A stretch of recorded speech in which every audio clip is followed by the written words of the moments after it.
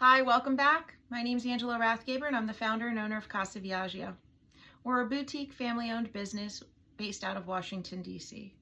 What we do is we manage short-term rental properties. These are things you might be familiar with, like Airbnb or VRBO. First question is, what's a short-term rental property and how do I become one? Well, I'm here to help you navigate that process. It's not very difficult as long as you have all of your paperwork and documentation ready to go. First of all, we have to make sure that the property is indeed yours, deeded and titled in your name. For the most part, you know if it is or if it isn't. However, you definitely want to make check and double check that DC has it recorded as such. Second of all, you're going to make sure that it fits all of the standards of an Airbnb, VRBO, or basic short-term rental. You're going to need a sleeping quarters, a bathroom, an entrance, and an exit. Sounds simple. It is. Following that, you want to make sure that you have your homestead deduction paperwork ready to go. This is something that you receive when you purchase the home and when it is your primary residence, not a vacation home, not an investment property, not a rental property. Once you have those in line, please make sure all your parking tickets and your taxes have been paid, as you're going to need to also download the DC Clean Hands Certificate, verifying that you do not owe Washington, D.C. any money, even if it is a $25 or $35 parking ticket. Once you have all of that documentation, you're going to go online.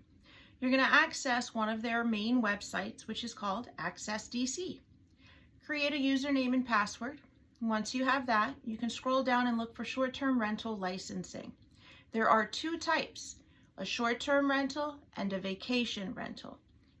You can apply for both at the same time, and it's handy to have both in case your guidelines or your timelines in terms of how often you want to rent change down the road.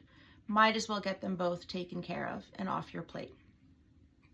Once you have all of that started, you're going to receive a confirmation email that you do indeed now have an Access DC account.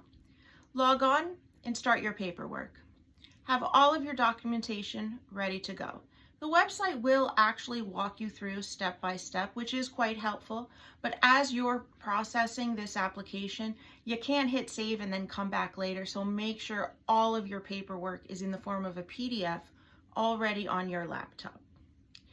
Once you get to the Clean Hands certificate, you're basically halfway there. You're also going to need to verify that you have a home insurance policy. Now, most people will have access to this right away. If not, you need to call your insurance company and make sure that you get a declarations page. Now, you are required to have this outside of any third-party platform. Airbnb will also provide you with their own insurance policy, but that's basically a backup. You have to have the primary homeowner's insurance policy. You're going to submit paperwork for that. You're also going to verify your identity using a driver's license or passport. The address needs to match the address of the property that you wish to rent out. Most people, this is the case. However, in DC, a lot of folks actually never change their license from their home state. I don't know why, but it tends to be the case. So please make sure that you also have that taken care of. Now, you're going to receive a confirmation that your application has been submitted. Following that, 24 to 48 hours later, you're approved.